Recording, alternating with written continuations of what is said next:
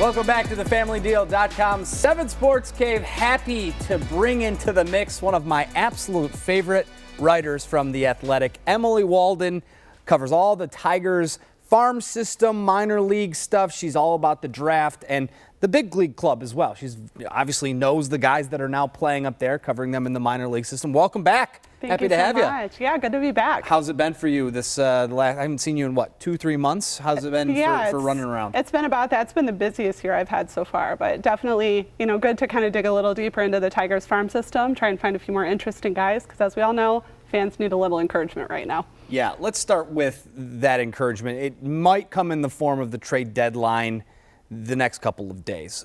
We all know Matt Boyd's name's out there, Shane Green's name's out there.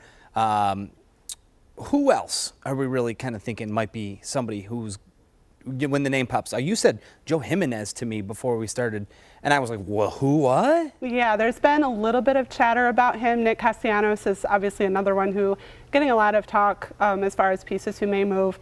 Really, it's going to come down to what Al is going to say yes to, Al Avila in the front office. The market, it depends how the market's going to be. It depends what teams have what needs to fill, and I think that's going to depend on what type of a trade return the Tigers would get for those guys. What is the market, you think? I know it's funny because every year it's different. It dictates based on what other moves are made almost. Right. Would the Tigers be a team that if they started going out there and getting big pieces for their guys, would they maybe set the market? Is the market set? Are we still waiting for a piece to move to see the market? I mean, how does this work? Yeah, it's kind of an interesting process because you look at guys like Matt Boyd, who obviously had a really, really good night tonight against the Mariners, put himself in a good position there. He sort of falls victim to some of the bigger name pitchers who are on the market. Noah Syndergaard is one, for example. Marcus Stroman, we heard, got sent to the Mets, found out that earlier tonight. So really it just kind of depends, I think, more so on what teams are looking to fill what voids. The Padres have inquired with the Tigers. Obviously their farm system is exceedingly deep. They have plenty of guys to offer for a trade return. But really I think it's just going to depend on what teams are willing to put up and what the Tigers are willing to do to make some of those moves happen. I have a problem with how Al Avila does his business moves. Like we got so used to Dave Dombrowski doing it the Dave Dombrowski way, where he said, watch me make magic happen out of seemingly nothing. And then the past few years, Avila has not made a lot of moves, and he says, well, the market, they didn't. There was no moves to be made. Nobody called us. Nobody wanted to make any moves. And it's like, look, I remember trading sports cards with the neighborhood kids when I was a kid, and I strong-armed my way into getting what I wanted.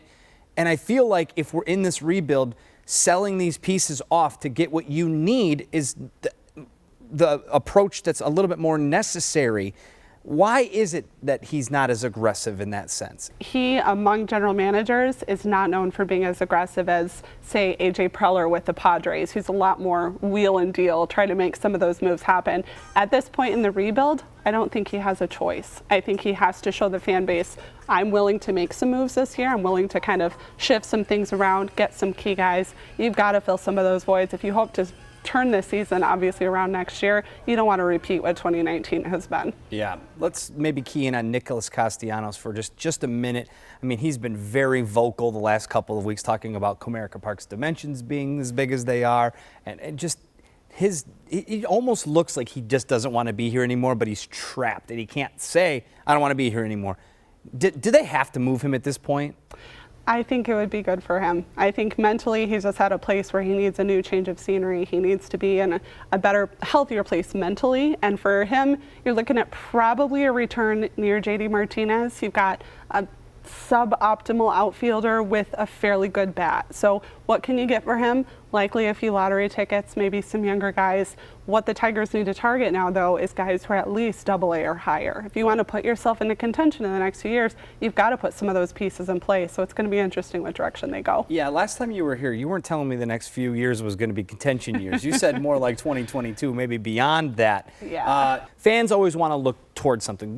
We know we're at the bottom of the barrel here. We know that they're right now they're projected to be the number 1 pick overall, beating the Orioles, and I think they're going to break the 2003 record of losses because, I mean, they're just not winning very many games. What's the next thing that's going to fall, I guess? What's the next domino that'll give us a little bit of sense that this rebuild is more in the rearview mirror than in the current situation? I think adding a few more position players, because right now we've got guys who are still several levels back from being major league ready. I think there's a few. Daz Cameron, I haven't written off yet. He has had a extremely challenging year at the plate with Toledo. I think it's just an off year for him. Still thinking there's something there. Isaac Paredes, still in AA, probably going to be another year or two for him. With pitchers, it's a service time issue. Do you start the service clock this year? Do you wait until 2020 for guys like Mize and Manning and kind of see where it goes from there? So I think it's really going to come down to adding a few more position guys to fill those needs and see how that works out. Do you think this current administration in charge of the Tigers can shorten this process, or are they doing all that they can and this is just kind of the timetable that we're on? I think that some moves are going to have to be made, and I think that may require some staff changes. I can't say anyone in particular. It's hard to pinpoint where it may be coming from, but the place that they're in right now, I think when you're in a rebuild, you have to kind of shift some pieces around to really solidify the foundation of it. For the development side of things, you've got to have key guys in place for guys like Mize and Manning again, guys like Riley Green, the top pick from this year's class. These are vital guys who could play a very long-term role, but you've got to be able to develop them properly. So having those guys in place is going to make it go better, and it's going to be interesting to see how it plays out. Should the Tigers get the #1 overall pick? I mean, look, Bryce Harper is a guy that comes to mind. You know, some of these big name players, these superstars that were the #1 picks. Is there a 2020 #1 pick that fans can at least root for the Tigers to keep losing because that guy's going to be major league ready next year, 2 years away? Or is this one of those other years like they last year where it's like you get Casey Mize and you know you're going to stock him away for a while? Yeah, there have been a few names. I can't say I've dove too deep into next year's draft just yet, but there are some interesting names coming up. Again, it's going to depend what route they decide to go. Do you pursue a college guy, or do you go the route of Riley Green like they did this year?